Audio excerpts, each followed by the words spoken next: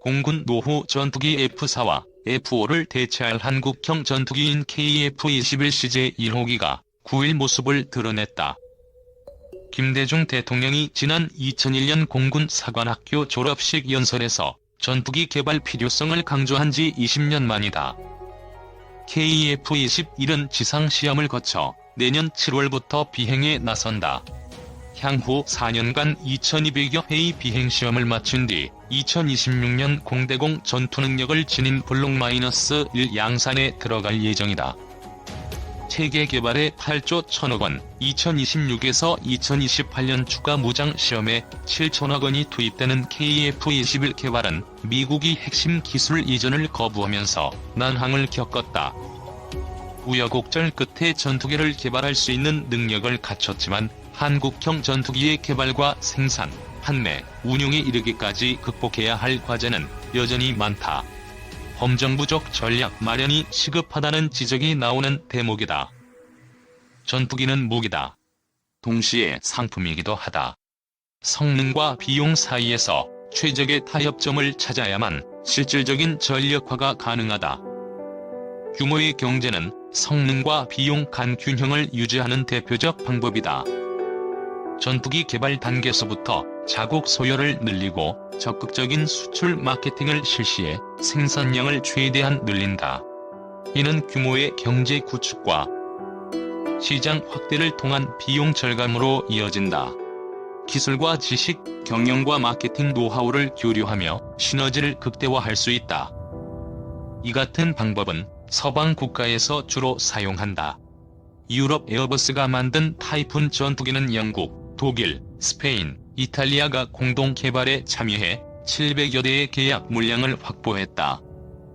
독일 공군 무장사들이 타이푼 전투기에 미디어 중거리 공대공 미사일을 장착하고 있다. MBDA 제공. 그 결과 유럽 4개국이라는 탄탄한 고객이 뒷받침된 규모의 경제가 만들어졌다. 이후 오스트리아, 사우디, 오만 등에 수출해 충분한 크기의 타이푼 시장을 만들었다. 독자적으로 규모의 경제를 추구해왔던 미국은 F-35 스텔스 전투기를 만들면서 영국, 노르웨이, 덴마크, 네덜란드를 비롯한 유럽 국가들을 대거 끌어들였고 한국과 일본 등에 추가로 수출해 F-35 시장을 형성했다. 한국은 어떨까? KF-21 개발에 참가한 나라는 인도네시아가 유일하다. 유럽처럼 구매 능력이 뒷받침된 국가들을 더 끌어들여 일반적인 전투기 생산 손익분기점으로 평가받는 300대 안팎의 생산량을 확보했어야 했다는 지적이다. 하지만 현재까지 정해진 생산량은 인도네시아까지 합쳐도 160여 대에 불과하다. 비용 절감 효과가 F-35E, F-16V 등 경쟁 기종보다 낮다. 유일한 공동 개발국인 인도네시아의 태도도 불확실하다. 인도네시아는 개발비의 20%인 1조 7,338억 원을 단계별 분담하고 48대를 현지 생산할 예정이었다. 9일 경남 사천 한국항공우주산업 고정입동에서 한국형 전투기 KF-21 시제기 출고식을 앞두고 KF-21 시제기가 행사장에 놓여있다. 방위사업청 제공. 하지만 2월 기준으로 분담금 8,316억 원 중 6,044억 원을 연체했다. 공동개발 의지를 의심케 하는 대목이다. 브라보워 수비안토 국방장관이 8일 서욱 국방장관과 회담을 갖고 9일 CJ-1호기 출고식에 참석했으나 이 같은 상황이 단기간 내 해소되기는 어렵다는 관측이 다수다. 규모의 경제를 달성하지 못한 상황에서 수출에 대한 부담은 한층 무겁다. 방위사업청과 KF-21 제작사인 한국항공우주산업은 300에서 500대를 수출할 수 있을 것으로 보고 CJ-1호기 시험 비행 직후 에어쇼 참가 등을 통한 마케팅에 적극 나설 방침이다. 하지만 KF-21에 대한 마케팅 전략 효과를 놓고 의문이 제기된다. T-50 훈련기의 전례 때문이다.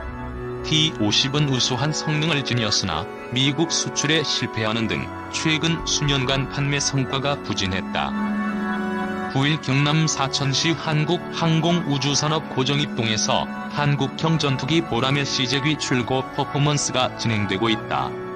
사천 뉴시스. 마케팅 전략에 한계가 있었던 것 아니냐는 지적이 나오는 대목이다.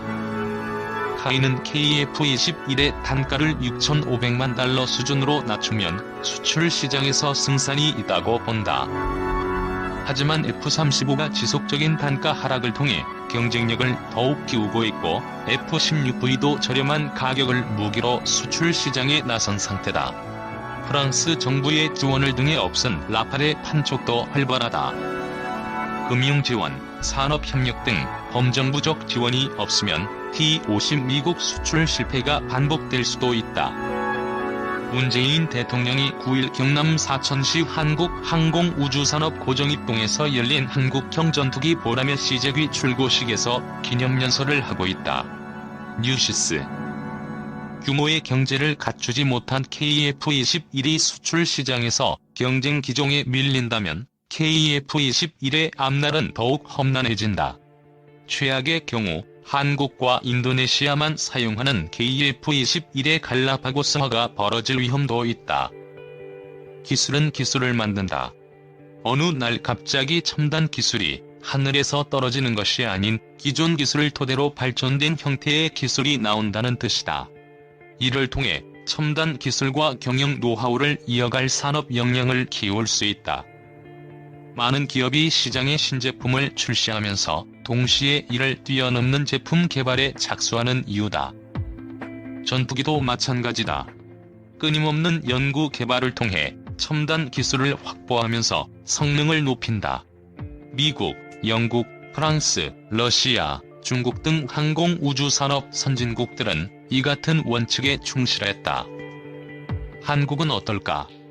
1980년대 F-5, 1990년대 KF-16 전투기를 국내 면허 생산하고 T-50 훈련기를 만든 경험을 토대로 초음속 군용기 설계와 시스템 통합 능력을 갖췄다. 덕분에 숱한 논란에도 KF-21 블록 1 개발이 이루어질 수 있었다.